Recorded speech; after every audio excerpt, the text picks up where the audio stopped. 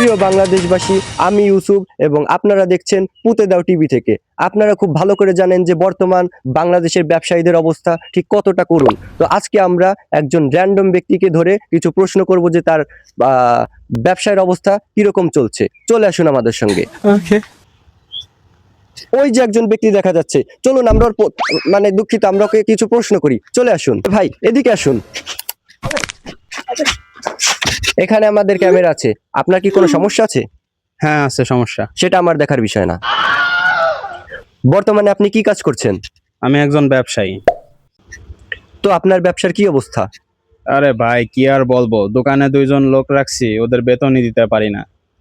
তো প্রিয় দর্শকবৃন্দ, আপনারা খুব ভালো করে দেখতে পারছেন যে বাংলাদেশের বর্তমান ব্যবসার কি অবস্থা। তো আপনারা সবাই আমাদের এই ভাইটির জন্য দোয়া করবেন যাতে তার ব্যবসা আরো বড় হয়, ঠিক আছে? তো ভাই, আপনি আসলে কি ব্যবসা করেন?